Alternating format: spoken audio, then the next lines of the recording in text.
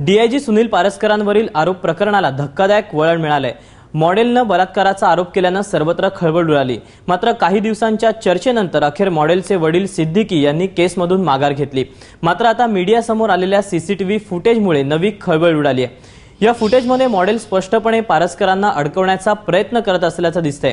पारसकरांची प्रतिमा जगासमोर खराब झाली पाहिजे, कोणत्याही स्थितीत हे घडलंच पाहिजे, अशा प्रकारची मागणी ती करताना दिसते। यासाठी मॉडेल आणि तिचे वकील सिद्दीकी पद्धतशीररित्या प्लॅनिंग करताना पाहायला मिळतात।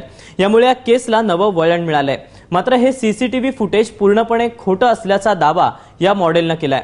तसंच आपल्याला अडकवण्यासाठी वकिलांवर दबाव टाकल्याचा आरोपही तिनं केलाय।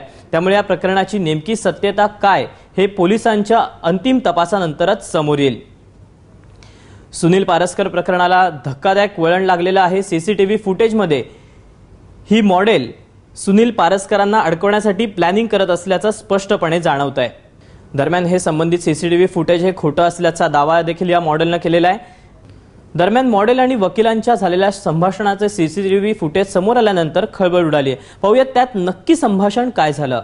सोचो कि हम किसी को कैसे फंसा सकते हैं, मूवी में कैसे होता है, वैसे वाला तुमको हिलाना है ना? तुम ढूंढो, मैं ढूंढता हूँ मेरे हिसाब से because I really want to harassment।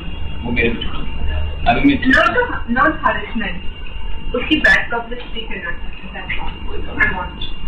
मुझे उसको परेशान नहीं करना है। इट्स लाइक दो तीन न्यूज में जाने दो, दैट्स ऑल। उसकी इमेज खराब करें और कुछ ह्यूमन राइट्स कमीशन के पास केस डालना है क्या? हाँ, सब जगह डालना नहीं, बस जाके आर्ग्यू करना पड़ेगा। आर्ग्यू करना पड़ता है कहाँ पे? Human rights commission, state human rights commission. तो you have to go there. मैं क्या प्रॉपर कोर्ट में डालना पड़ता है, वो कैसे डालना है?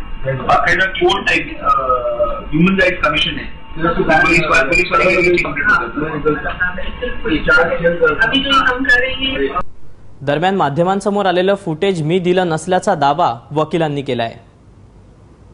देखिए, जो ऑडियो क्लिप उन्होंने प्रोड्यूस किया है वो ऑडियो क्लिप मैंने भी सुना। उसमें क्लियरली ये मेंशन हो रहा है कि वो लोग ये जानने की कोशिश कर रहे हैं कि मेरी क्लाइंट ये पैसे के लिए कर रही है कि नहीं कर रही है। अगर आप ये गौर से सुनेंगे क्लिप तो आपको पता चलेगा कि सामने से कोई पैसे का ऑफर नहीं है, बट वो ये जानने की कोशिश कर रहे हैं, क्रॉस एग्जामिन कर रहे हैं, और वो ये जानने की कोशिश कर रहे हैं कि क्या मेरे क्लाइंट का मोटिव पैसा है या नहीं है, या किस वजह से कर रहे हैं। तो ये कैजुअल तरीके से मैंने मेरे क्लाइंट को पूछा था ताकि मैं भी समझ सकूँ कि ये वाकई में किस चीज़ के लिए कर रही हैं। एक सीसीटीवी कल जारी हुआ था जिसमें आप और आपकी क्लाइंट जो पीड़िता है उनके बीच जो बातचीत का है वो सारी लोगों ने देखा। आखिर क्या उसमें ऐसा क्या था जिसकी वजह से उन्होंने ये सारी चीजें अब बाहर निकालनी शुरू की? आपको सही बताऊं तो ये जो सीसीटीवी का जो फुटेज गया है मीडिया में, ये मैंने नहीं दिया हूं। ये मुझे भी नहीं पता कि कैसे गया सीसीटीवी का फुटेज बाहर, क्योंकि मैंने अभी तक कंसोलिडेट नहीं किया हूं। मेरे पास जो मीडिया का फुटेज है वो कम से कम मेरे ख्याल में 6 से 7 घंटे का है, जिसको मैं अभी खुद एडिट करने वाला हूँ और वही देने वाला हूँ पोर्शन जो काम लगेगा। ये जो पोर्शन मीडिया में दिखाया गया अब तक वो कैसे दिखाया गया वो मुझे पता नहीं, मगर जो भी कुछ दिखाया गया है जाहिर सी बात है मेरे ऑफिस का ही था वो, और वो अगर यूज़ किया है उन्होंने तो जाहिर सी बात है वो भी जो सही तरीके से यूज़ किया होगा।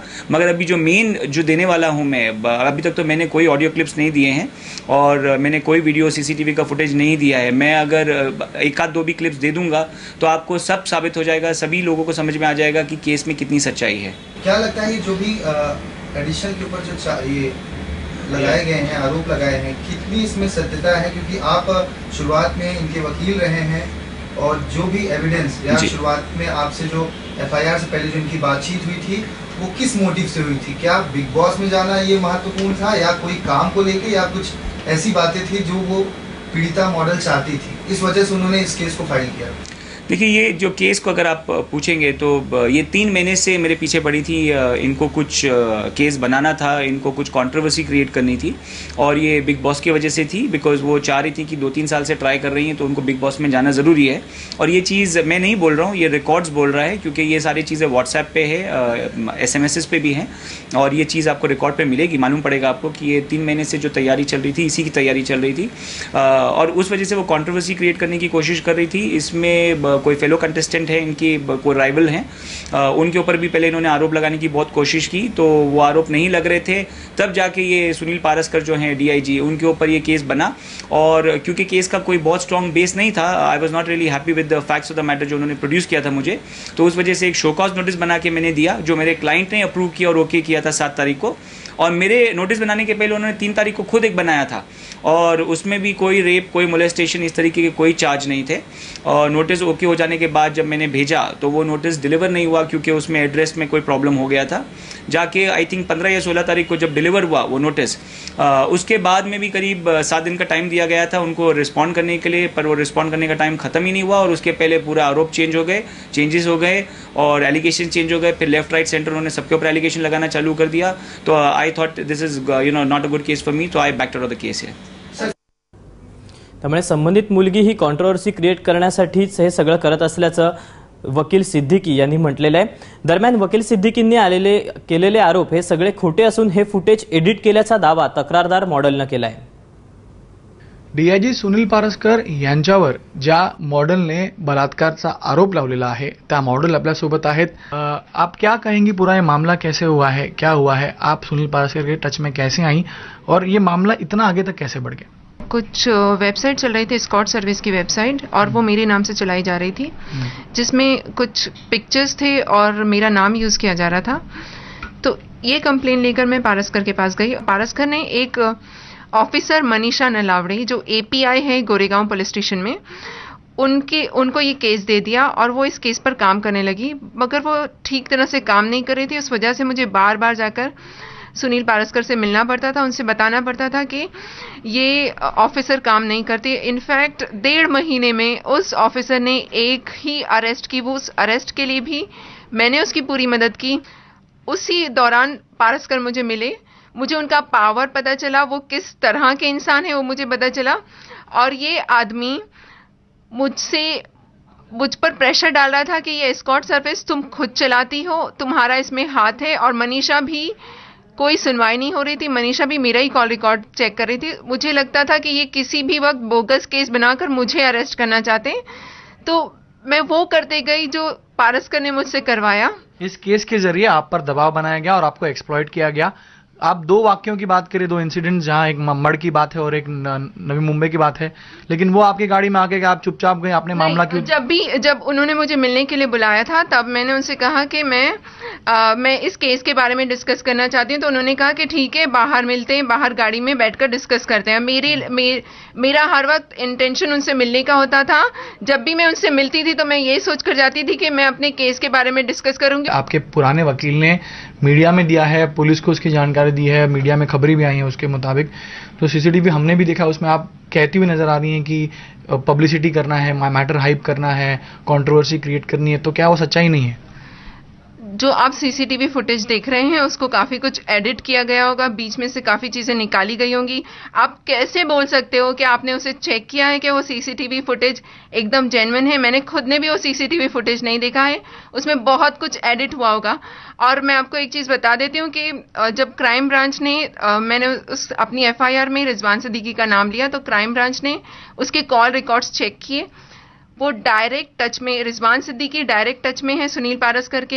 ये पूरा ग्रुप है, एक कहीं से कोई मॉडल आ जाती है इस केस में, कहीं से एक रिपोर्टर आ जाता है, मेरा खुद का एडवोकेट रिजवान सिद्दीकी दूसरे की तरफ बात करने लगता है। अचानक से मेरा कैरेक्टर खराब हो जाता है, उसे लगता है कि मैं पब्लिसिटी कर रही हूँ। आपको लगता है कि इस रेप केस से मुझे पब्लिसिटी मिल रही है? मैं तो अपना चेहरा छुपा कर बैठी हुई हूँ। आपको लगता है क्या पब्लिसिटी बना लूंगी मैं इस केस से?